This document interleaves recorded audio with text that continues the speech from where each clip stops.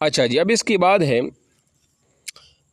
جنگ احد میں مہاجرین کا جو پرچم تھا وہ مصعب بن عمیر کے پاس تھا، اور انصار کا جو جھنڈا تھا وہ اسید بن حضیر کے پاس تھا، اور اس طرح حضرت کا جو جھنڈا تھا وہ حباب بن المنذر کے پاس تھا. ٹھیک ہے، یہ جنگ احد میں. اچھا، اس کے بعد ہے جنگ احد میں مدینے کا جو نائب مقرر کیا تھا وہ عبداللہ بن ام مکتوم کو مقرر کیا گیا تھا. اور اس کے بعد ہے کہ احد میں کفار کے پاس 15 عورتیں جنگ میں شامل تھی، یعنی کفار کے پاس 15 عورتیں تھیں، مسلمانوں کے پاس 14 عورتیں تھیں جنگ احد میں.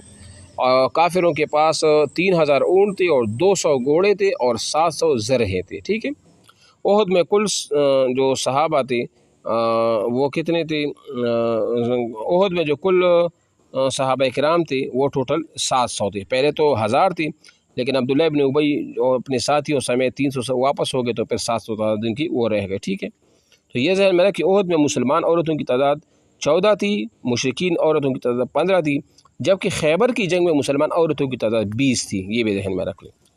اچھا جی، احد میں جو ہوا تھا نا، وہ آپ علیہ السلام نے مقام شیخان پر اسلامی لشکر کا معائنہ کیا، اور کم عمر صحابہ کو واپس وہ بیچ دیا تھا. کم عمر صحابہ جو تھے وہ ٹوٹل 13 تھے.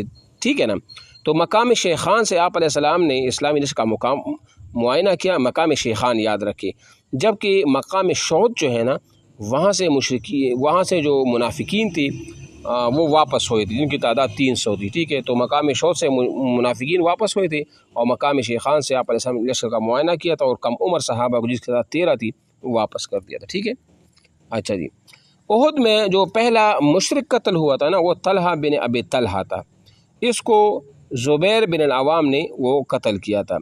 دوسرا جو قتل تھا وہ عثمان بن ابی طلحہ تھا. ان کے پاس مشرکین کا جھنڈا تھا، اس کو حضرت امیر حمزہ نے قتل کیا تھا. یہ یعنی ٹوٹل ایک ہی گھر کے افراد تھے. تقریباً یہ 6 افراد ایک ہی گھرانے سے تھے. 6 افراد ایک گھرانے سے تھے، باری باری جھنڈا لیتے رہے، اور وہ باری باری قتل بھی وہ ہوتے رہے. ٹھیک ہے نا. اچھا جی، قزمان جو تھا نا، قزمان یہ ایک منافق تھا، لیکن مسلمانوں کی طرف سے جنگ میں شریک تھا، اور سب سے پہلا تیر بھی مسلمانوں کی طرف سے اس نے پھینکا تھا جنگ احد میں. ٹھیک ہے نا. اچھا جی،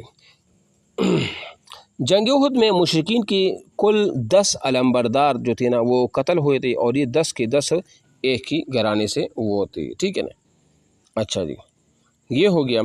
پھر اس کے بعد احد میں جو مشرکین کا گرا ہوا پرچم قبیلہ بنو حارث کی ایک عورت امرہ بنت علقمہ نے اٹھایا تھا. جب سارے کے سارے وہ مشرکین کی علمبردار قتل ہوئے، آخر میں جب جھنڈا گر گیا نا، تو قبیلہ بنو حارث کی ایک عورت تھی جس کا نام تھا عامرہ بنت علقمہ، اس نے وہ گرا ہوا جھنڈا جو ہے نا وہ اٹھایا تھا. یہ ہو گیا. ایک سوال یہ بھی ہے کہ احد کی جنگ میں سہیل ابن حنیف نے آپ کے ہاتھ پر موت پر بیعت کی. یہ سوال انتہائی اہم ہے کہ احد میں وہ کون سی صحابی تھے جنہوں نے آپ علیہ السلام کے ہاتھ پر موت کی بیعت کی تھی؟ تو وہ کون تھے؟ وہ سہیل ابن حنیف تھے. ٹھیک ہے نا. اچھا جی، جنگ احد میں حضرت قتادہ کی آنکھ چوٹ کا کر، یعنی اس میں جب چوٹ لگ گئی تھی چہرے پر ڈھلک آئی تھی، یعنی بالکل چہرے سے اپنے آنکھ جو ہے نا وہ بالکل باہر آ گئی تھی.